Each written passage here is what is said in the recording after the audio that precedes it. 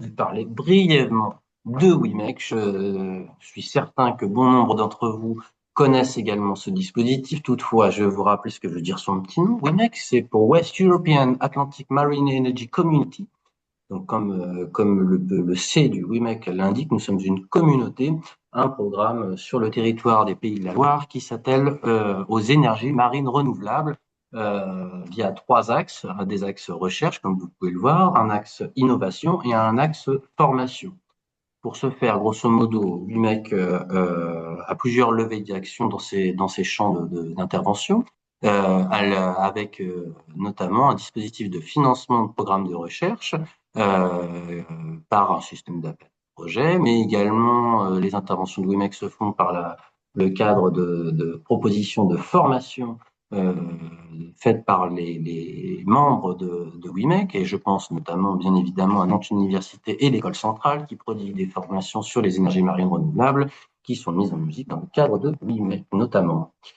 L'objectif de WiMake, je ne vais pas vous la détailler plus que ça, mais nous avons une feuille de route qui vous donne un cadre, une grille de lecture des projets qui peuvent rentrer dans le dispositif WiMake.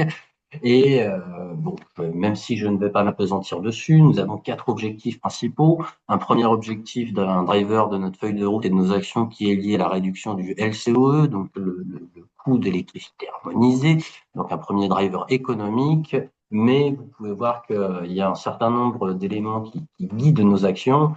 Et je pense à des éléments notables, notamment favoriser l'acceptabilité des EMR. Donc, bien que nous sommes dans un dispositif porté dans le sein d'une école d'ingénieurs, tous les sujets traités dans le cadre de WiMake ne sont pas que des sujets de sciences techniques de l'ingénieur. Nous sommes convaincus chez WiMake que la notion d'acceptation également est importante pour que les meilleures solutions technologiques puissent être mises en œuvre dans la vraie vie. Une fois que je vous ai dit tout ça, vous savez à peu près, normalement je l'espère, où vous êtes, pourquoi vous êtes ici, et donc vous avez la confirmation que vous êtes au bon endroit. Et je vais céder la parole, moi, maintenant aux porteurs de projet qui vont vous détailler un peu plus le projet Storm. Avant toute chose, vous allez voir qu'on parle d'observation donc sous-marine, de dispositifs de surveillance. Donc, on va parler de ROV. Je vais vous donner quelques brèves définitions. Donc, un ROV, c'est un Remote Operated Vehicle. Donc, c'est un véhicule qui peut aller donc sous l'eau et qui n'a pas forcément de vocation à être autonome, comme son nom l'indique. Il est remote operated, donc téléopéré, à ne pas confondre avec certains drones qui, eux, ont des notions d'autonomie. Dans ce monde de la surveillance et d'objets marins automatisés, il y a également des véhicules de surface, des Unmanned Surface Vehicles. Ce n'est pas de ça que nous allons parler aujourd'hui, mais ça fait partie également du panel d'outils qui peuvent exister. Et je ne sais pas là si nous en parlons plus, mais il existe un certain nombre de dispositifs autres, type des gliders, qui peuvent être des engins qui sont placés sous l'eau pour des observations de très longue durée, avec une notion d'autonomie également, et également des dispositifs qui peuvent rouler au sol, téléopérés ou autonomes. Aujourd'hui, nous allons parler des ROV dans le cadre du projet Storm, avec notamment l'intervention de Seagull. Et là, je vous laisse la main. Mathieu, à vous deux. Allez, ben merci beaucoup pour cette introduction qui est très claire. Alors, je vais vous parler d'un projet qui s'appelle Storm. Storm pour service téléopéré d'opération robotique maritime. Ça a le mérite de la clarté dans son nom. C'est un projet multipartenaire dans lequel on a la chance d'avoir des industriels qui vont de l'ETI en passant par la PME, la Fondation OpenSea et des laboratoires de l'École centrale Nantes, ce qui nous permet à la fois de réaliser un objet industriel à la fin d'un projet, de faire une fonction une fonction opérante et de la tester et d'apporter toutes les derniers éléments de l'état de l'art scientifique amenés par les laboratoires. Alors, je vais commencer par nous-mêmes, Seoul, qu'est-ce qu'on est là-dedans? On est le porteur du projet, donc à ce titre-là, je vais vous raconter en très peu de temps qu'est-ce que c'est Seoul. Seoul, c'est une société française, comme son nom l'indique, hein, ça paraît être une évidence. Donc, on est société 100% française qui a trois domaines d'activité principaux. On fournit de la ressource humaine dans le monde des énergies, que ce soit marine renouvelable ou les énergies oil and gas encore pour bonne part, sachant qu'on a une mutation qui se fait hein, très clairement des ressources qu'on fournit de l'oil and gas les énergies marines renouvelables. Et typiquement, une de nos spécialités, c'est la mise en œuvre des moyens de contrôle, de démarrage des champs. Typiquement, on a en ce moment le déploiement des centrales d'atterrissage des câbles des champs éoliens pour General Electric sous notre responsabilité. Voilà. On a une deuxième activité qui est tout à droite, qui est une activité d'armateur, et on est donc une société de marins. On est armateur de gros navires qui sont exploités principalement pour le compte de l'État français, soit pour la sauvegarde en mer, soit pour l'entraînement de notre marine nationale. Et puis, on a une division technologique que j'ai la chance de piloter, qui s'appelle Seoul Technology Solutions, où on a comme spécialité de faire des systèmes et des systèmes avec de l'autonomie décisionnelle dont je vais vous parler après. En termes de taille, on est une société, alors les chiffres qui sont là datent un tout petit peu, on est une société qui fait à peu près 1000, enfin à peu près 2000 personnes et sur lequel on fait aux alentours des 130 millions d'euros de chiffre d'affaires. Alors, je crois, je sais pas si j'ai la main. Non, j'ai pas la main. Donc, si vous pouvez passer à la suivante, ou je sais pas comment j'ai. Enfin, si j'ai la main, je sais pas faire. C'est peut-être l'autre option. Voilà. Alors, comment est-ce qu'on fait de la technologie? C'est un grand. Il y en a une qui a sauté. Il y en a une qui a sauté. Eh La ben oui, il y en a présentation de une qui a Cigole sauté. Vous Technologies. avez bel et bien la main, hein. C'est sur votre clavier que je pense que vous pouvez le faire gauche-droite. Bah, je sais pas. Moi, il y a Non, marqué. bon, attendez, là, Ah ouais, vous pouvez contrôler l'écran. Ah ouais, je l'ai. Voilà. regardez, ça a l'air Ouais. bon, ça a l'air bon. Plus personne touche à rien. À vous de jouer. Hop, on bouge plus. Alors, comment est-ce qu'on fait de la technologie et avec quoi? On travaille sur 5 domaines. Nos domaines favoris, c'est la protection en mer. Donc, on vient faire des systèmes qui permettent de détecter de la menace autour des navires militaires, qu'on appelle des désignateurs. C'est des centrales inertielles qui nous permettent de localiser depuis un opérateur qui est en passerelle, de lui autoriser, de lui donner des moyens de localiser une menace alentour et de lui donner en 3 dimensions le positionnement de sa menace par rapport à la position du navire militaire.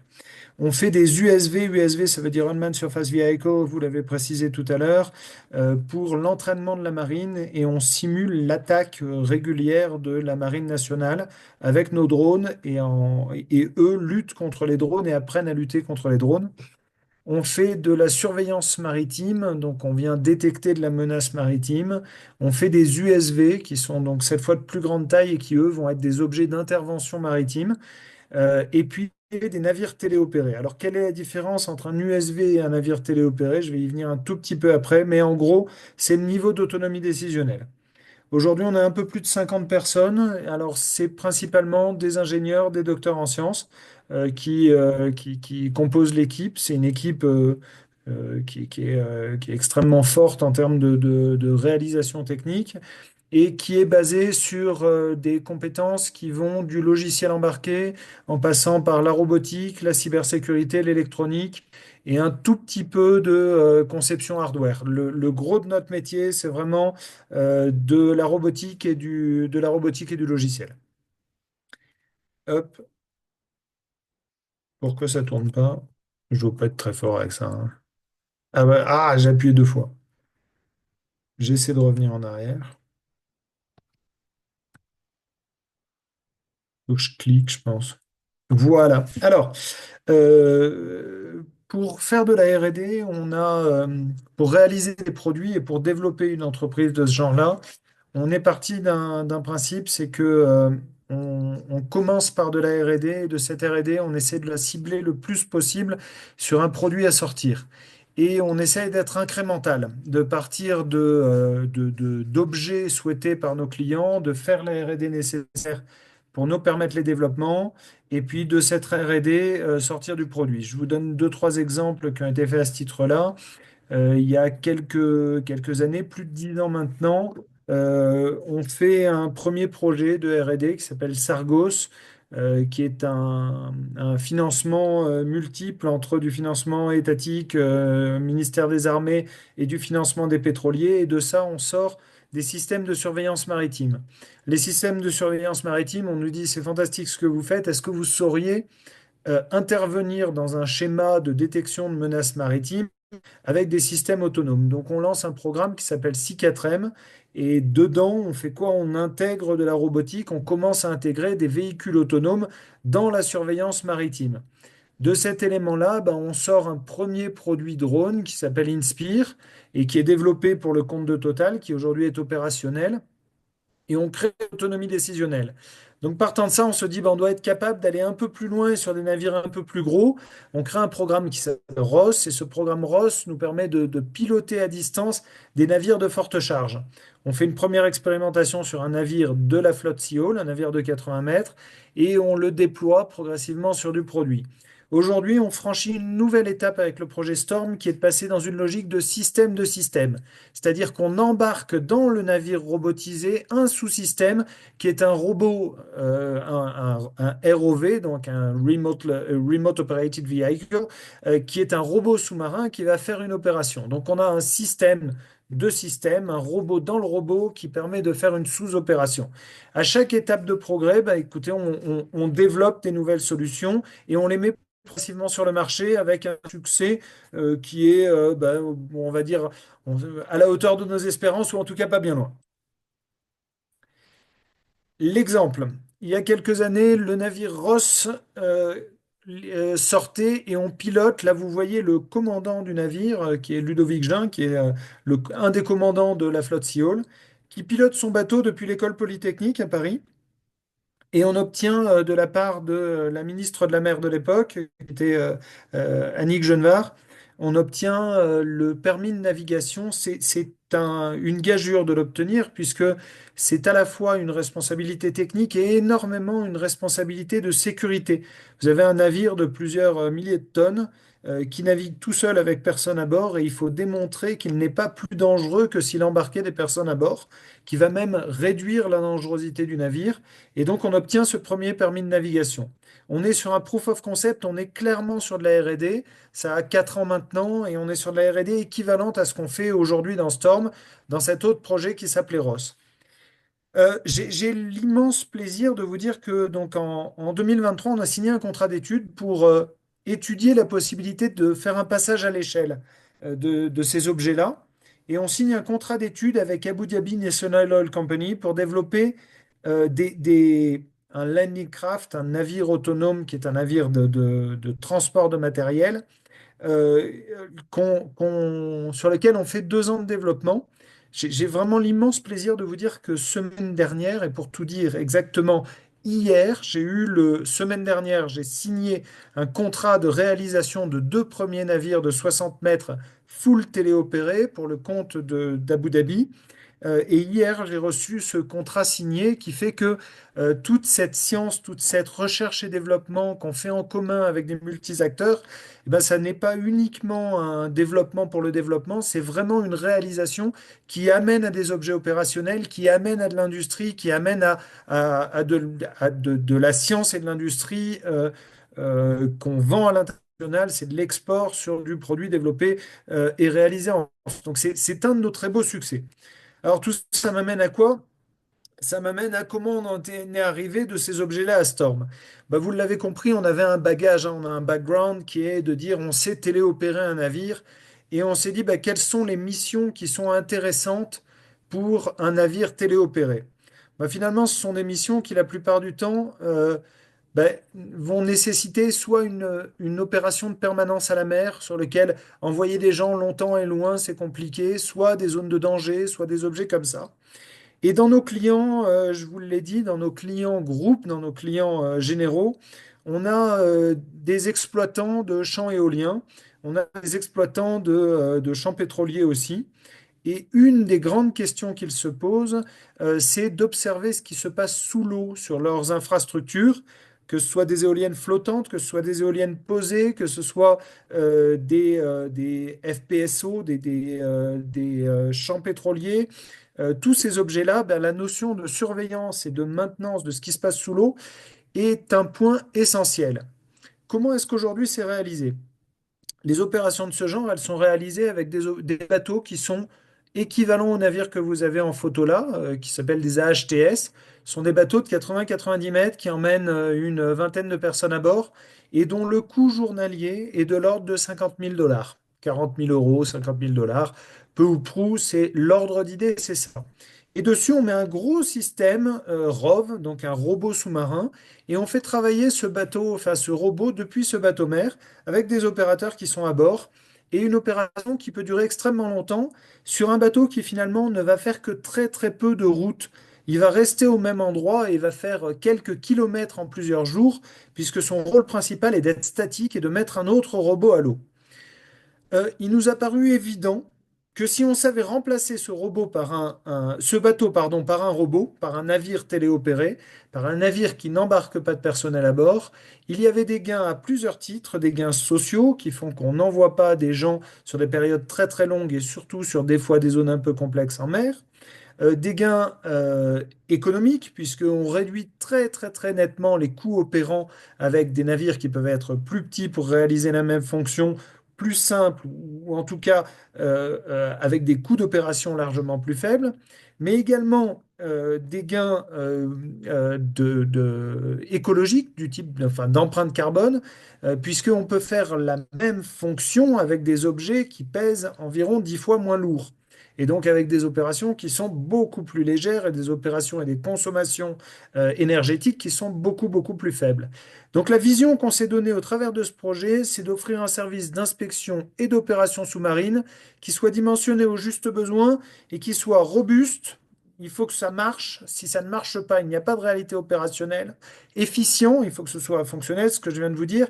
Déployable un peu partout dans le monde sans avoir un besoin de permanence de support local, il n'y a pas de nécessité d'envoyer quelqu'un sur place, utilisable à la demande avec des coûts opérationnels qui soient acceptables, des risques humains qui soient minimisés, on ne crée pas de nouveaux risques, on ne crée pas de dangerosité avec du navire autonome et une empreinte carbone réduite.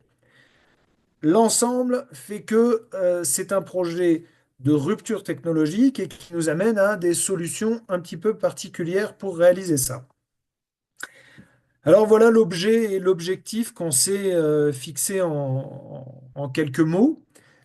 C'est de faire bah, ce genre de navire et donc de développer une chaîne complète d'opérations sous-marines téléopérées depuis le sol, dans lequel on est capable de téléopérer non seulement le navire, bien entendu, mais aussi le système de robot qui va sous l'eau, qui lui aussi est téléopéré, d'avoir quelque chose qui soit suffisamment fiable pour gérer la mise à l'eau, la récupération automatique, la certitude de l'opération et la certitude de ne pas faire un système qui resterait coincé sur zone et créerait une dangerosité ou un élément de complexité. Alors on arrive face à ça, quand on part de ce principe-là, quand on part de cet objectif-là, on arrive face à des verrous technologiques de premier plan. Je vais vous en citer quelques-uns. Il y en a un premier qui est un verrou de latence. Quand on fait un système de système, à chaque empilement, on perd du temps dans le signal, dans l'information qu'on donne au robot. Si par exemple je donne à mon robot sous-marin l'information ou la demande de tourne le bras à droite pour saisir un objet et qu'il y a 2 secondes de latence entre l'ordre et l'exécution, ben, il y a de grandes chances que je ne saisisse jamais l'objet. Donc il faut trouver des subterfuges pour gérer ces sujets de latence. On a un deuxième exemple qui est l'interface à l'eau. Mettre un navire à l'eau, mettre un robot à l'eau depuis un navire, quand on est à bord du bateau, on va gérer le moment idéal pour descendre son robot dans l'eau en disant on est entre deux vagues, on est pile au moment où la mer s'est un peu calmée, c'est le bon moment, on y va. Quand on est sur un système distant, eh bien, il faut qu'on imagine des solutions pour que le robot mette tout seul à l'eau en gérant ce problème de dangerosité. C'est comme ça qu'on crée notre partenariat et c'est comme ça qu'on se dit, Pour résoudre ce problème-là, il faut qu'on aille chercher l'ensemble des compétences de la chaîne de valeur pour avoir un système qui nous permette d'avoir personne à bord. Euh, voilà, je vais essayer de poursuivre. Ah oui, peut-être un élément supplémentaire. Non, bah, j'y viendrai par ailleurs. Alors voilà, donc on a construit un partenariat autour de ça. Il nous fallait, euh, il nous fallait construire une belle équipe et cette belle équipe, elle avait un principe. Ce projet-là, il a été construit sous l'égide de France 2030 et de BPI. Donc le premier des choix et le premier des critères était de trouver les acteurs nationaux nous permettant de réaliser le projet puisque c'est un projet national. Une fois que je vous ai dit ça, on a la chance d'avoir des acteurs à la fois industriels et académiques de premier plan, dont voilà la liste qui a été retenue. Seaol, en tant qu'opérateur de service, comme vous le savez, je vous l'ai dit au tout début, qu'est-ce qu'on s'est fixé? On s'est dit, bah, qu'est-ce qu'on sait faire là-dedans? On sait concevoir le système cible, la fonction système. On sait gérer la téléopération du navire. C'est un acquis ou c'est des éléments qu'on avait déjà. Et on sait expérimenter en grandeur réelle et on a des outils pour faire de l'expérimentation et on a la capacité à déployer des marins. Il nous fallait un spécialiste du robot sous-marin. Eh ben, on s'est appuyé sur une compagnie qui s'appelle Exail, qui avant s'appelait Eka Robotics, qui était une ETI de premier plan dans la robotique sous-marine, un des leaders mondiaux, qui a comme particularité, en plus d'être une société amie, dont viennent plusieurs de nos ingénieurs chez Seaol, puisque on a une proximité, une histoire commune, hein. Je suis un ancien d'Exail pendant plusieurs années où j'y ai été très heureux. Et donc, très, très, très naturellement, on s'est tourné vers des gens dont on a la certitude de la compétence, de la connaissance, de l'envie d'y aller et de l'intention d'y aller, et qui, eux, amènent la fonction ROV.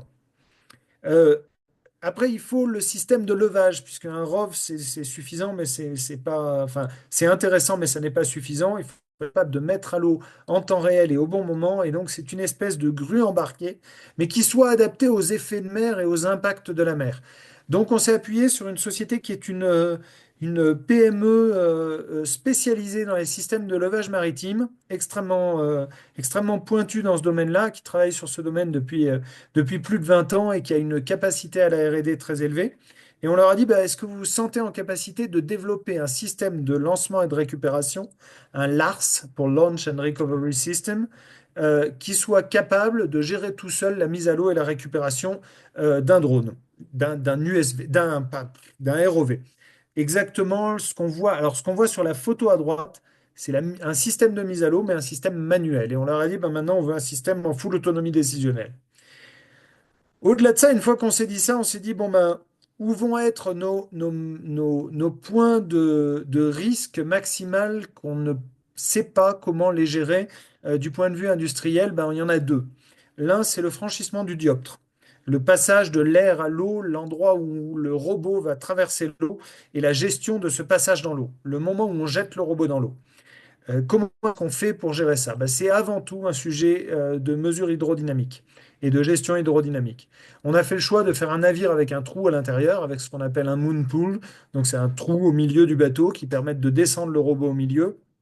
Mais il nous fallait de la compétence sur ce sujet-là. Et donc, on s'est appuyé sur l'École centrale Nantes et sur son labo d'hydrodynamique pour nous faire de l'analyse sur comment développer ce genre de produit, comment faire un produit qui, sur le papier, sera au mieux. Et puis, il y a un deuxième élément, c'est qu'un robot, bah, il va falloir qu'il rentre tout seul dans sa cage, qu'il retourne tout seul à la maison. Et donc là aussi, on s'est réappuyé sur le second labo de l'École centrale Nantes, sur le docking automatique, sur l'entrée automatique du robot dans sa cage. Et enfin, bah, une fois qu'on a dit ça, on s'est dit que comme vocation, un projet comme celui-là, il n'avait de valeur que s'il aboutissait à une réalisation technique. Et donc, on a eu le souhait très tôt de dire que l'objet et le résultat, la résultante de ce projet-là devait être un schéma, une réalité opérationnelle, un produit opérationnel. Et donc, pour ça, on avait besoin d'un centre d'essai qui a à la fois une capacité à nous amener des objets à aller vérifier et est capable de nous gérer une solution d'essai.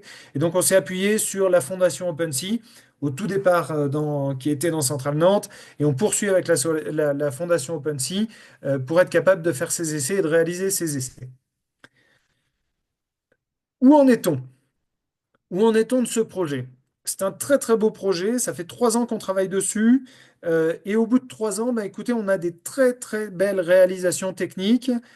Tout à gauche, vous avez le bateau, qui est le bateau porteur, qui est réalisé par Seaall, qui s'appelle le Cyborg. J'ai fait un mélange.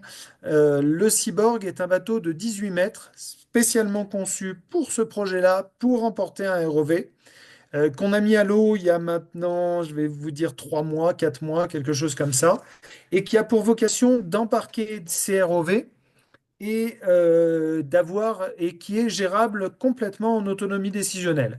On y voit pour cette raison une énorme mâture avec un espèce de grand sapin de Noël qui nous permet de gérer les antennaires, mais aussi de gérer tout l'environnement maritime du robot bateau, du bateau robot, qui lui permet de savoir où il se positionne par rapport aux autres et d'être utilisé en bateau autonome dans un schéma de sécurité élevé. Au milieu, vous avez le robot sous-marin qui est un robot sous-marin avec un niveau de fiabilité accru, puisque c'est un robot qui est entièrement, complètement électrique. Il n'y a pas de système hydraulique à l'intérieur, qui a été conçu par Exail et qui a comme ambition d'être capable d'être opéré depuis ce bateau. Et sur la droite, qui est en cours de réalisation technique, qui est en cours de fabrication technique, qui sera intégré en toute fin décembre, début janvier, on a le système de mise à l'eau et récupération automatique qui passe au travers du bateau et qui va jeter à l'eau, descendre à l'eau ce robot et permettre une exploitation. Et pour finir, de façon un peu moins tangible, puisque c'est de l'analyse académique, on a évidemment l'accompagnement des laboratoires, et bientôt, je l'espère, on sera capable de montrer des photos, des essais qui seront faits à la Fondation OpenSea, avec un déploiement de premier plan. Alors, le projet, je vous ai montré une roadmap au début, vous disant, ben voilà, quand on développe de la R&D, on va ensuite sur du schéma client. Eh bien, écoutez, aujourd'hui, j'ai le plaisir de vous dire que ces produits-là, ces idées-là, cette R&D-là qui est en cours, eh bien, elle est aujourd'hui tirée par des clients potentiels qui nous disent quand est-ce que vous avez votre produit qui est déployable. Vous allez réduire les coûts, vous allez nous faciliter les opérations. Et donc, aujourd'hui, notre R&D est vraiment tiré sur l'opération et on est à peu près certain que des systèmes robotisés de ce genre seront opérationnels dans les mois et années qui viennent pour faire de l'inspection sous-marine de premier plan. Voilà, j'en ai fini sur cette présentation et puis quand on sera à la présentation, à la fin de la présentation, je participerai avec plaisir à vos questions. Parfait, merci beaucoup Mathieu. Je vais donner le contrôle à Olivier. Normalement, je pense qu'Olivier, vous devez Ça marche, super. avoir voilà, et à vous de jouer. Super, bah merci, bonjour à tous. Donc pour détailler, moi je vais détailler l'implication du LS2N dans ce projet. Donc c'est un projet BPI, pas ANR ou plus académique, donc on n'a pas une énorme participation, mais on a été contacté du coup pour gérer notamment les modes dégradés, parce que piloter à distance un robot qui a un navire de surface qui a des quelques dizaines, voire plus de mètres de marge pour ses manœuvres, c'est pas la même chose que réaliser la téléopération par satellite sur des ROV qui ont potentiellement besoin de faire de la manipulation ou de la navigation précise. Et dans le cadre de ce projet BPI, du coup, ça s'est formalisé via une thèse donc hébergé à Centrale Nantes, et on a proposé de se concentrer sur le mode dégradé du docking, donc quand le ROV doit rentrer dans sa cage. Donc comme vous pouvez le voir sur la figure de droite, on a le bateau en surface qui est connecté par satellite. Le bateau déploie une cage qu'on appelle la TMS, Traffic Management System. Et le robot, donc cette cage descend à la profondeur désirée, à la profondeur de travail, et le robot, le ROV, sort de cette cage, est relié à la cage par un câble, donc c'est là-dedans que passe la communication. Et c'est comme pour les robots aspirateurs, à un moment, il faut qu'ils rentrent à la maison. Donc il y a deux approches autour de l'inspection robotique dans la communauté académique. Il y a l'approche de gauche qui m'a longtemps séduit et sur lequel j'avais commencé à construire quelques projets de recherche et donc qui est dénommé les robots résidents. Donc l'idée c'est de se dire que quand on construit une ferme éolienne, on va laisser des robots toujours à poste au pied de la ferme. Donc, ils ont des docking stations typiquement fixées au sol ou même posées sous une éolienne, typiquement l'éolienne flottante du SEMREV. On pourrait imaginer qu'il y ait une docking station vissée en dessous. Comme c'est une zone qu'on maîtrise, on peut mettre quelques balises acoustiques sur le fond ou même des balises acoustiques sur les éoliennes elles-mêmes. Puisque pour ceux qui ont déjà essayé d'échanger des données sous l'eau, sans câble, c'est assez compliqué. Et notamment, ça implique c'est relativement difficile de se positionner sous l'eau. Mais si on a accès à des balises acoustiques, on peut faire de la trilatération et se positionner assez bien. Donc la majorité des recherches académiques sont faites dans cette perspective d'AUV résident, avec du coup, donc il faut se dire, hein, dès qu'il n'y a pas de câble, ça veut dire que l'AUV, une fois qu'il est sorti de sa docking station, on communique plus avec lui, il réalise sa mission et il fait un feedback quand il est revenu à la docking station. Et voilà, donc dès qu'on a 5 cm d'eau, c'est terminé, il n'y a plus de communication, en tout cas au début. Le gros intérêt pour les académiques, c'est que bah, la station de docking est fixe. Donc bah, ça fait toujours un truc de moins à régler. On a une relativement bonne localisation parce que l'environnement est instrumenté. Donc pour la partie recherche exploratoire, c'est très bien, mais bon, au final, d'un point de vue opérationnel, ça veut dire qu'on a un système à quelques dizaines de kilo-euros qui est tout le temps dans l'eau, qui est inutilisé la plupart du temps. Et la question, c'est qui maintient le système, qui maintient le robot qui passe son temps dans l'eau, en fait, alors que le robot est là pour maintenir ou inspecter la ferme éolienne, mais qui inspecte le robot lui-même, qui s'en occupe? Donc, c'est pour ça que moi, j'ai été séduit vraiment par le projet Storm. Alors, une preuve que c'est pas une mauvaise idée, c'est qu'il y a beaucoup de projets concurrents dans d'autres pays. Il y en a en Norvège, il y en a au Royaume-Uni, il y en a aux États-Unis. Donc, c'est bien pour pour se dire que c'est sûrement une bonne idée, mais du coup, voilà, Seoul ne sont pas les seuls sur le sujet. Et dans ce cadre-là, donc ça va être la figure de droite, hein, du point de vue académique, on a beaucoup plus de difficultés puisqu'on va avoir une station en mouvement pour se docker, notamment dès lors que le bateau de surface est soumis à de la houle, même s'il y a un câble de plusieurs dizaines, centaines de mètres. Alors pour les éoliennes, ça va peut-être pas aussi loin, mais la TMS, donc la cage, il y a une partie de la houle qui est amortie, mais elle a quand même un mouvement vertical pas négligeable. S'il y a du courant, le bateau de surface, lui, est en dynamic positioning, donc il ne bouge pas, et bah, le courant va induire potentiellement un angle sur la cage qui va avoir une inclinaison due au filet de courant qui passe dessus et sur l'ensemble du câble vertical. Donc, pour quelqu'un qui aime bien faire de la commande des systèmes incertains, c'est très bien. Et on a une localisation potentiellement moins précise. Elle se fait avec une autre technologie également acoustique qui s'appelle de l'USBL, mais qui est souvent enfin qui est moins précise que l'approche de gauche avec des balises acoustiques bien réparties sur l'environnement. Par contre, d'un point de vue opérationnel, évidemment, ça se justifie beaucoup mieux puisque le système, alors c'est peut-être pas quelques dizaines de kilo-euros, là c'est un peu plus ce qu'on envoie en mer, mais l'avantage c'est que bah, on s'en sert tout le temps. Quand il a fini sa mission, il va faire une autre mission et donc c'est à la fois, enfin, ça a beaucoup plus de sens pour une entreprise de proposer un système comme ça qu'un robot résident qui serait lui-même difficile à maintenir. Donc évidemment, est-ce que je passe à la slide suivante? Ça marche ou pas? Ah, si, ça marche. Donc là, je vous ai remis une petite figure avec les différents systèmes de positionnement. Donc le LBL pour Long Baseline, ça c'est quand on a accès au fond marin ou à des installations, en tout cas c'est quand on travaille sur une zone qu'on maîtrise. Donc évidemment, pour un système comme celui de Storm, bah, c'est pas le sujet puisque le système robotique est indépendant de la zone de travail. On va avoir le SBL avec plusieurs balises acoustiques qui sont sous une coque de bateau. Alors le S, c'est exactement le même système que le LBL, mais le S, c'est pour short. Donc on a une précision assez sympathique. Et puis dépendante uniquement du navire qui déploie le ROV. Et donc avec le USBL sur la dernière partie, où là c'est une technologie un tout petit peu différente qui fonctionne plutôt en polaire pour les scientifiques de la salle. Mais bon, c'est un peu la même idée. Donc historiquement, là je vous ai mis, alors j'ai pas cité les références, c'est pas bien, mais tant pis. Donc toutes ces figures ne sont pas de moi.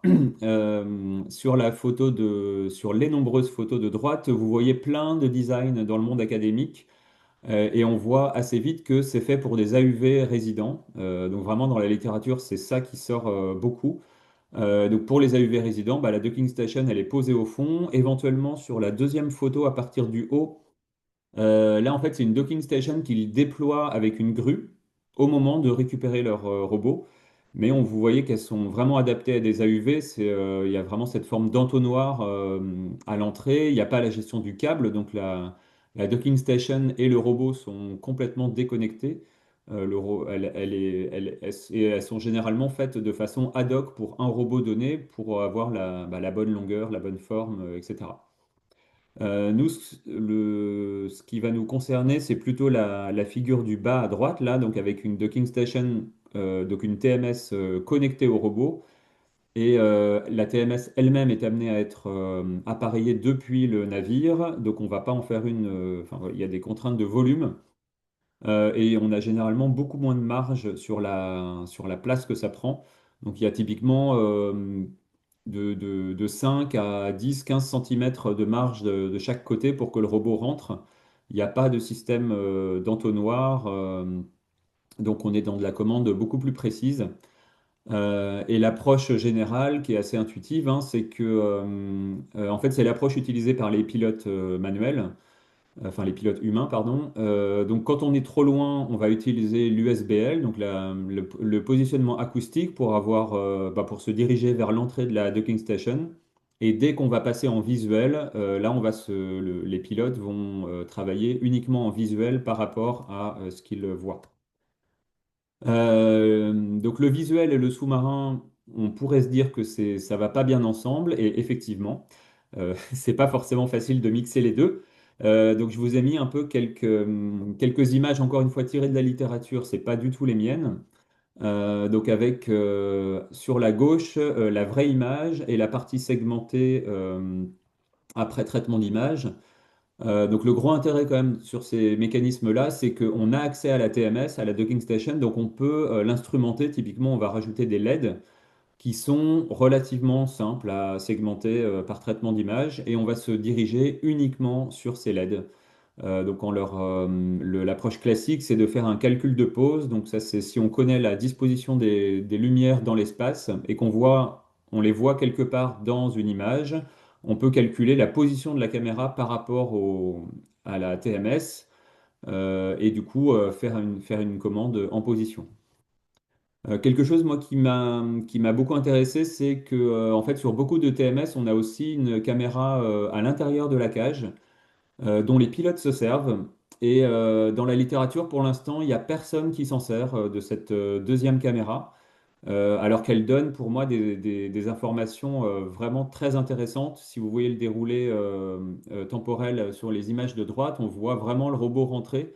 Alors quand on voit la vidéo, il se cogne un petit peu, mais moi je pense que c'est une approche normale pour les pilotes de taper un petit peu la TMS. Et pour l'instant, personne n'utilise ça. Donc, c'est une piste qui est née dans le projet Storm en discutant notamment avec Exail sur la partie docking. Et je vais passer à ce qu'on a proposé nous, si les slides veulent bien passer. Voilà. Donc, faut bien voir que dans ce projet-là, donc on a une thèse sur le docking autonome. Par ailleurs, donc c'est quelque chose qui est venu un peu se rajouter de notre initiative. Évidemment, dans le cadre de projets collaboratifs, c'est pas forcément l'approche proposée par le laboratoire qui va être implémentée sur le produit final, puisque l'effet principal de la collaboration avec des académiques comme nous, c'est une montée en compétences globale de tous les acteurs industriels. Et notamment Exail a aussi regardé de leur côté ce qui pouvait sur quoi ils pouvaient déjà travailler, même sur des approches de l'état de l'art, sur le docking, ce que nous, on n'a pas le droit de faire pour une thèse, on ne va pas faire de l'état de l'art pendant 3 ans. Donc on a proposé une approche originale pour la thèse, en sachant que c'est plus ou moins découplé de ce qui pourrait être implémenté sur le projet, enfin sur le produit final. Donc nous, ce qu'on a proposé de faire dans cette thèse, c'est que donc la plupart du temps, comme je montrais à la slide précédente, une segmentation est faite à partir des LED sous-marines pour faire un calcul de pose. Donc on sait où le robot se trouve par rapport à la TMS et on fait une commande dans l'espace euclidien. Donc on a une trajectoire idéale à suivre et on suit ça. Nous, on est parti sur une autre approche où la trajectoire, elle n'est pas dans l'espace euclidien, elle est directement dans l'image. Donc, si vous voulez, on a cette trajectoire idéale dans l'image de gauche qui est en 3D et on va calculer où est-ce qu'on verrait les LED si on suivait cette trajectoire idéale. Et ça apparaît sur l'image de droite. Donc, c'est les quatre trajectoires avec des points là. Et en fait, le robot après va uniquement essayer de suivre, de faire suivre à ce qu'il voit dans l'image les LED. Enfin, il va leur faire suivre un peu, moi j'appelle ça des rails visuels. Donc on va essayer de se débrouiller pour faire les mouvements qui font que les LED dans l'image suivent les trajectoires qu'on veut dans l'image. Donc à aucun moment on a besoin ensuite de recalculer où le robot se trouve par rapport à la cage. Et bon, c'est une approche qui n'est pas du tout investiguée pour l'instant dans le docking. Donc c'est très bien quand on est, quand on veut faire une thèse. C'est une approche qui a des avantages aussi bon, plus théoriques sur la précision, la robustesse, etc. Donc on a publié déjà un premier article là-dessus et on s'attend à soumettre d'autres choses. Et vraiment, on a été beaucoup nourri c'est quand on a commencé à montrer ça, dans les discussions avec Exail notamment, sur les contraintes réelles du docking, donc notamment la dynamique dans les grandes oscillations verticales, donc la houle, hein. Et en refaisant une passe dans l'état de l'art, un truc qui est vraiment prometteur, je pense, c'est d'utiliser la caméra de la cage dans la loi de commande, sachant que moi, une de mes spécialités, c'est la commande qui utilise plusieurs capteurs en même temps. Donc j'ai fait notamment du multicaméra pendant ma thèse, donc faire du multicaméra sous-marin dans ce cadre-là, ça s'y prêterait parfaitement. Voilà pour moi. Donc, si vous avez des questions, n'hésitez pas. Eh bien, merci beaucoup pour toutes ces informations et merci d'ailleurs à tous les intervenants. Je vous invite donc à nous faire part de vos éventuelles questions, besoins de précision. Comme je vous le rappelle, c'est dans la partie en bas de l'écran, vous avez un truc questions-réponses. Actuellement, je n'en vois pas, mais peut-être que les gens sont un peu timides ou doivent digérer tout ça. Donc moi, je vais prendre l'initiative de vous en poser une, Olivier. Vous avez abordé le sujet là à l'instant je pense que c'est une forte originalité de votre approche là de non pas de vous appuyer sur le positionnement dans l'espace euclidien comme vous commenciez enfin comme vous l'expliquiez, mais avec cette notion de guide et de rail visuel que vous superposez, si j'ai bien compris, sur l'image vidéo. Donc c'est bien. Donc si vous avez été très clair, c'est que moi-même j'ai compris. Vous précisez qu'il y a des avantages, enfin vous nous l'avez dit là oralement, qu'il y aurait des avantages liés à la précision de cette approche versus celle que je vais résumer d'espace euclidien. Je voulais savoir, est-ce qu'il y a d'autres avantages? Est-ce que, mais peut-être que je me trompe, est-ce que votre approche a peut-être des avantages liés à une rapidité de mise en œuvre de la méthodologie? Est-ce que c'est peut-être moins contraignant niveau, je sais pas, calcul, simulation de trajectoire de votre approche ou pas du tout? Non, les principaux avantages sont sur le fait que le calcul de pose, donc quand on a segmenté des points dans une image et qu'on va calculer la position de la caméra par rapport à ces points, le calcul de pose peut être entaché d'erreurs. Alors c'est un peu technique, mais c'est relativement sensible aux erreurs de mesure qu'on va faire sur les coordonnées des points. C'est-à-dire que si on se trompe un peu trop sur là où on a détecté les points, la pose qui va être issue du calcul de pose va être potentiellement très éloignée de la vraie pose. Alors qu'avec avec l'approche qu'on a proposée là, en fait, c'est une approche de commande qui s'appelle de l'asservissement visuel, Mhm. sur lequel j'ai eu la chance de faire ma thèse il y a fort longtemps. Et il y a des mécanismes de robustesse inhérentes à ce formalisme-là. Donc on est beaucoup moins sensible aux erreurs de mesure dans les coordonnées des points. Et en plus, on peut définir des trajectoires vraiment très facilement. Alors pour le coup, le fait de passer de la trajectoire en vert à gauche à la trajectoire, les rails visuels là, à droite, ça c'est instantané. Enfin, alors si on devait le faire à la main, non. Mais les calculs de la projection des points des LED dans l'image, si on suivait la trajectoire idéale, c'est trivial c'est une opération en plus. Mais c'est complètement trivial pour un ordinateur de faire ça. Bien, merci. Donc, on est bien sur une robustesse, une qualité de l'approche qui est bien supérieure. Très bien, bah, merci beaucoup. Alors, je vois que nous avons une question qui est posée dans le chat. Je vais essayer de, de vous l'apporter. On me parle de l'attitude de la cage en Hive. Alors là, Monsieur Hervé, vous me préciserez si je suis à bon. Où on parle qui est assez problématique, le positionnement de la cage avec une sortie d'harmonique qui répercute du navire support vers la cage avec des ratios d'amplification. Visiblement, je pense que c'est ça qui préoccupe Monsieur Allaire sur qui se répercuterait sur la cage. Et donc, en quoi l'aide au docking du ROV pourrait aider à réduire, je pense, ces notions de sortie d'harmonique qui répercutent. Je pense que vous pouvez voir la question, Olivier. Alors moi, je vois pas la question. Je peux peut-être faire une première réponse.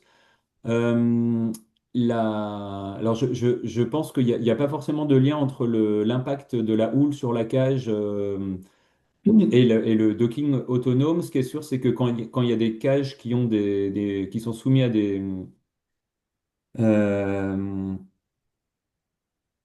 euh, oui, du coup, bah, en fait, c'est aussi difficile pour des systèmes automatiques que pour des pilotes de se docker sur une cage qui a des grands mouvements verticaux.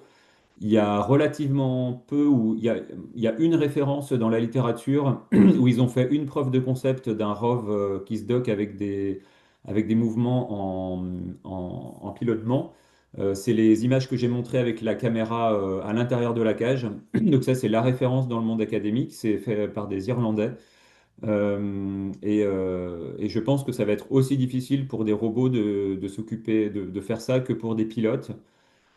Voire même, il va falloir, ça c'est quelque chose qui m'intéresse beaucoup, alors on n'est pas dans l'imitation du mouvement humain, mais je pense il faut que nous, théoriciens en robotique, on s'inspire parfois des pratiques humaines pour la façon dont on se dock.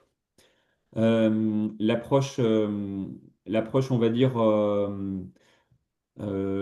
qui me semblerait, moi, naturelle, ce serait que le robot suive le mouvement vertical de la cage et se docke tout en compensant les mouvements de la houle. Alors qu'en fait, suite à des discussions avec Exile, ce que les pilotes humains font, c'est qu'en fait, ils vont essayer d'identifier la partie basse dans laquelle la cage oscille. Ils vont un peu compter combien de temps ça prend pour la cage de revenir à cet endroit-là. Et en fait, ils vont se docker plus ou moins à profondeur constante. Ils vont compter, ok, dans 3 secondes, la cage va revenir en face de moi et là j'y vais, quoi. C'est pas du tout comme ça qu'un robot, qu'on aurait envie de faire en robotique. Mais ma tendance, c'est de penser que si les pilotes humains font ça, c'est que c'est ça qui doit marcher. Donc après, il faut voir comment on peut l'implémenter en pratique. Et je pense pas qu'on pourra faire ça dans le cadre de Storm parce que c'est vraiment des approches très nouvelles, mais c'est clairement quelque chose sur lequel on va continuer de travailler. Et merci pour cette précision. Je trouve ça très intéressant, votre approche là on va presque parler de biomimétisme sur les opérateurs de guidage de ces ROV, là, donc, j'ai bien compris, calculent les oscillations et restent à hauteur constante pour aller se docker. Très bien, bah, merci beaucoup pour cette précision. J'espère que Monsieur Allaire aura bien eu sa réponse, enfin, été satisfait des précisions que vous avez apportées. Je vois que nous n'avons pas d'autres questions. Moi, j'aimerais dans ces cas-là profiter la participation de Mathieu Glade, notamment, je pense qu'elle lui sera plus destinée. Vous nous avez bien exposé donc le positionnement de Seoul, la, l'approche que vous avez avec un navire qui lui-même va être la station en fait de téléopération des ROV, et vous avez abordé le sujet, notamment, je pense que c'était plus sur Ross, sur la notion de ces navires de déploiement des ROV qui soient autonomes et qui eux-mêmes ont des dispositifs dans ces cas-là de télécommunication auprès des téléopérateurs qui peuvent être à terre, je pense.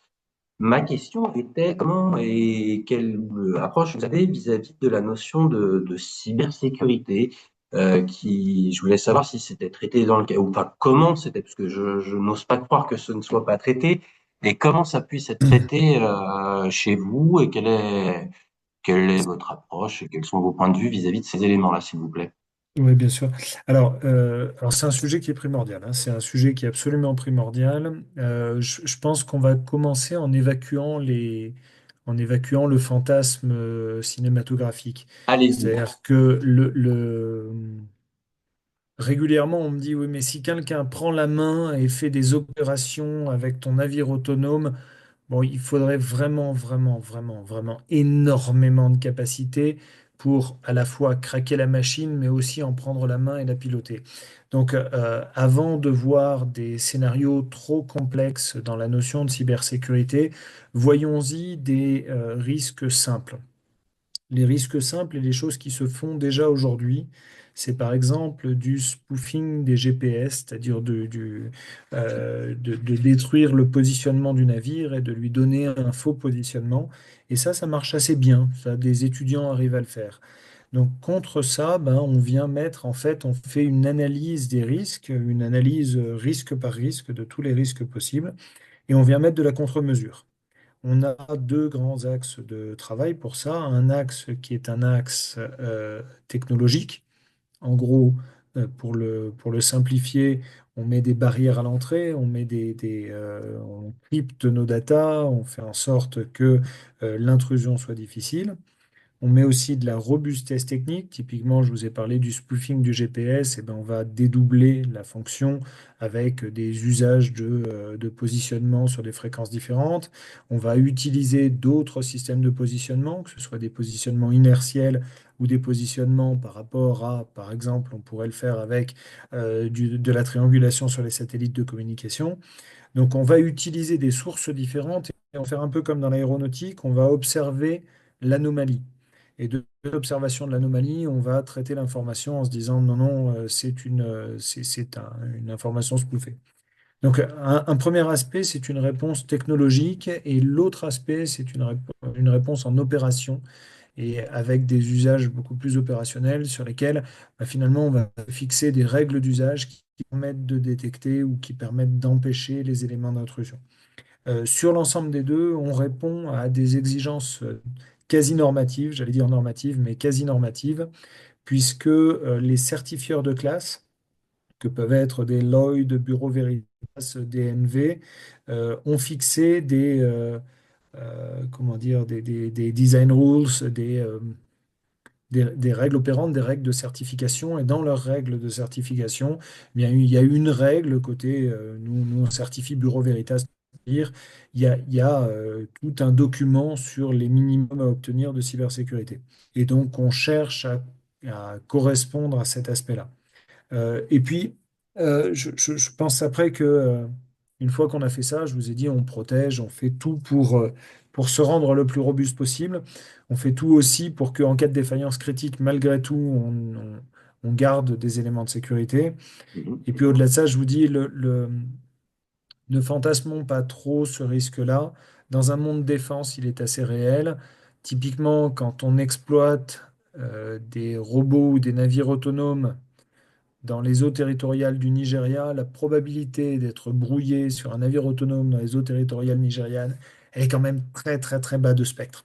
Je vous dirais pas la même chose dans un monde défense, mais évidemment les communications sont beaucoup plus cryptées, les engins sont beaucoup beaucoup plus chers puisqu'on vient utiliser des éléments qui vont être beaucoup plus protégés.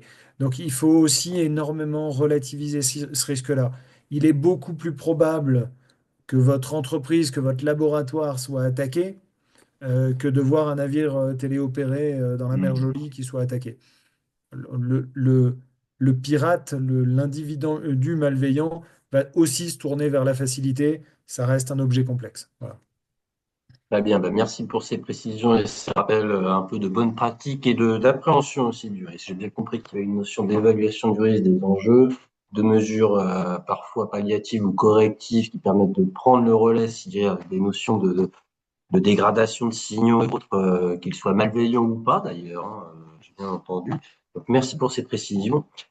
Nous arrivons bientôt au terme et je vois que nous avons effectivement une question et oui, très pertinente, effectivement. On nous demande de préciser les états de mer limites potentielles et admissibles pour deux points de vue. Un, la première, c'est les opérations avec le ROV, et simplement après, quel état de mer maximum pour la tenue du navire sur zone. Est-ce que vous êtes en capacité de nous préciser ces éléments, s'il vous plaît?